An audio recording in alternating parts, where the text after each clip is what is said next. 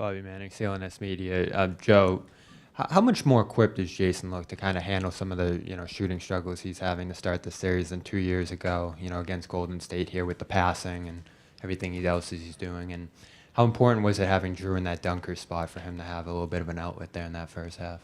Yeah, before that, I think the play of the game can't go unnoticed. The humility of our team is Payton's shot at the end of the quarter, and you see guys around the league pass up on that shot or fake like they want to take it, and so that their numbers don't get messed up. And he takes pride in taking that, and that's winning basketball. So that's the first and foremost. That should have been the first question: is the ability of our everybody on our team to do different things that lead to winning. So. I'm really tired of hearing about one guy or this guy or that guy and everybody trying to make it out to be anything other than Celtic basketball. And everybody that stepped on that court tonight made winning plays on both ends of the floor. That's the most important thing. And then to answer your question, Jayson makes greatness look easy. He does it in a lot of different ways. He does it on defense. He does it on rebounding. Does it on passing. Does it on screening. He's a tremendous player and hard to coach him. And he has the ability to affect the game in different ways. We're a different team. But it takes everybody to do it. That should answer everyone's question.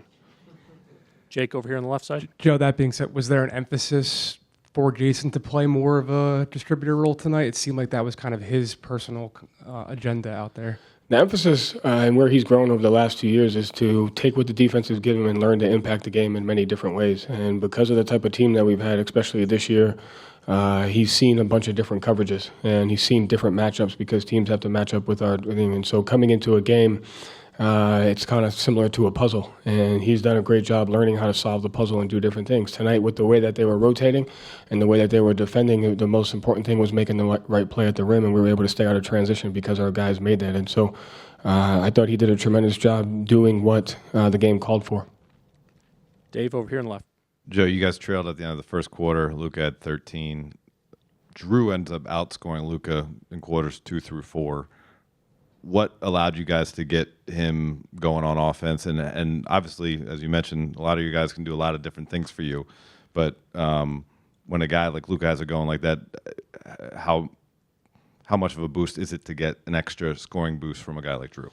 Yeah, I mean, listen, you got to take a look at, we gave up a 26-point first quarter and then 3 25-point quarters. In the 26-point first quarter, we fouled a 3-point, we messed up the 2 for 1 and fouled a 3-point shooter. For 3 free throws, Luka gets 2 shooting free throws. We give up a transition basket to P.J. Washington. P.J. Washington hits an above the break 3. That's almost 70% of the points there. So that, like, the game was going the way we wanted it to go outside of the things that we can control. And I thought our guys took the poise and remained the mindset and the toughness to understand that. And then Jrue, it's connected, and that's what people don't realize is like every guy on our team can't be at their best if this guy doesn't do that. So Jayson's facilitating, Jalen's decision-making, that leads to Drew's playmaking. And the way that they're defending us, we have to make multiple plays, we have to have multiple drives. And I think Jrue did a great job. Guys did a great job finding him. He did a great job attacking closeouts and then either kicking it back out for a second drive or getting an open shot. And then what he can do defensively, it just goes back to everybody on the team works to impact the game differently every single night.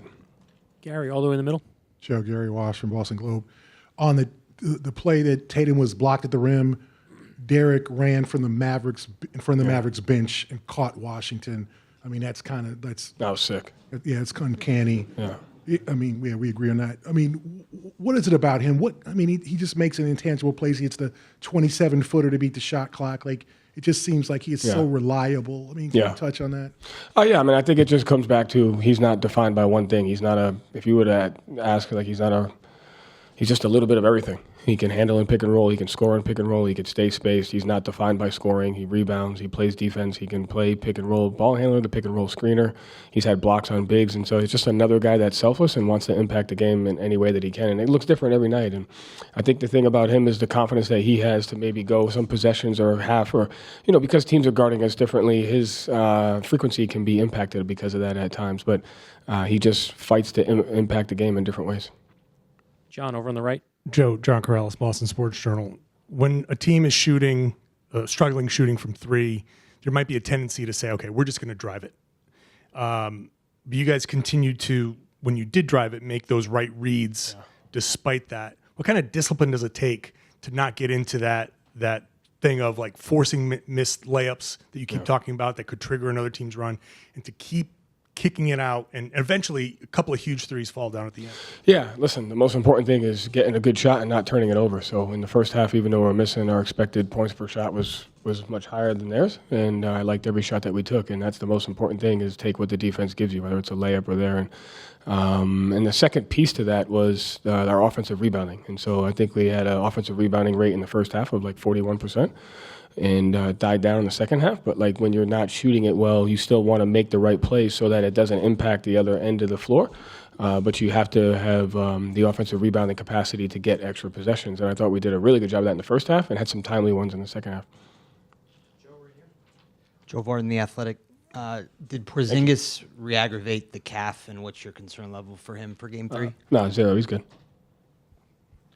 Next question, standing back left on 2. Hold on for the mic.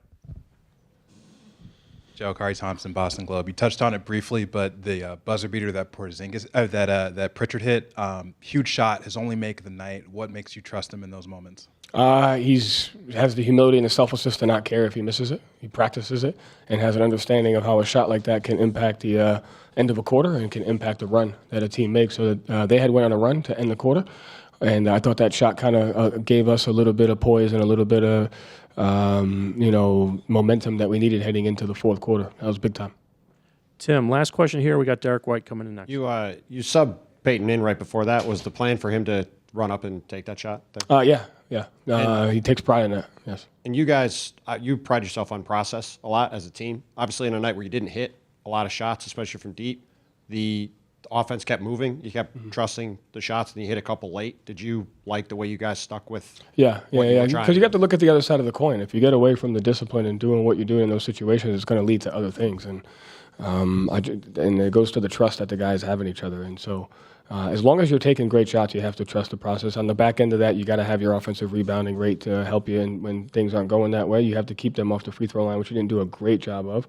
But we had 3 25-point quarters. So what usually happens is you have those empty possessions on the offensive end, your defense starts to wane, or you start to mistrust the discipline of your spacing and your shot selection, and you end up giving transition and getting cross-matched. And so the guys trusted and stayed disciplined, and we were able to stay out of cross-matches, and we were able to kind of keep the game in the way we wanted to play it. Thank you, Coach. Thanks.